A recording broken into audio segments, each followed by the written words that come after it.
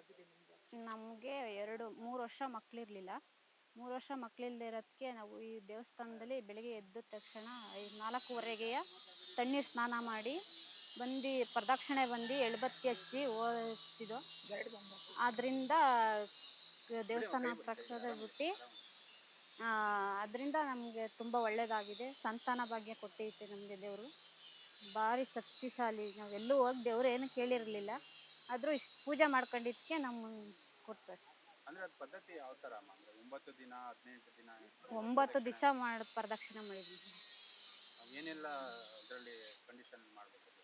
ಏನಿಲ್ಲ, ಬೆಳಿಗ್ಗೆ ಎದ್ದ ತಕ್ಷಣ ತಣ್ಣೀರು ಸ್ನಾನ ಮಾಡಿ ಒದ್ದೆ ಬಟ್ಟೆಲಿ ಬಂದು ಪ್ರದಕ್ಷಿಣೆ ಮಾಡಿ ಕರ್ಪೂರ ಹಚ್ಚಿ ಬೆಳಗ್ಗೆ ಆ ಭಗವಂತನ ಸೇವೆ ಎಲ್ಲ ಎದ್ದೇಳಕ್ಕೆ ಮೊದಲೇ ಸೇವೆ ಮಾಡಿಕೊಂಡು ಮನೆಗೆ ಹೋಗಿ.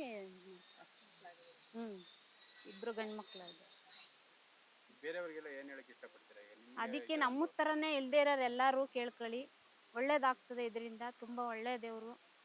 ಬಾಲ್ದಂತ ಹೆಣ್ಮ ಯಾರನ್ನೂ ಬಿಟ್ಟವನಲ್ಲ, ತಪ್ಪು ಮಾಡಿದ್ರೆ ಯಾರನ್ನೂ ಬಿಡೋದಿಲ್ಲ ಇಲ್ಲಿ ಅಂತ. ಸುಳ್ಳು ಹೇಳಕ್ಕೆ ಹೋಗಬೇಡಿ, ಮೋಸ ಮಾಡಬೇಡಿ ನಂಬಿಸ್ಬಿಟ್ಟು ಅಂತ ಹೇಳಕ್ಕೆ ಇಷ್ಟಪಡ್ತೀನಿ.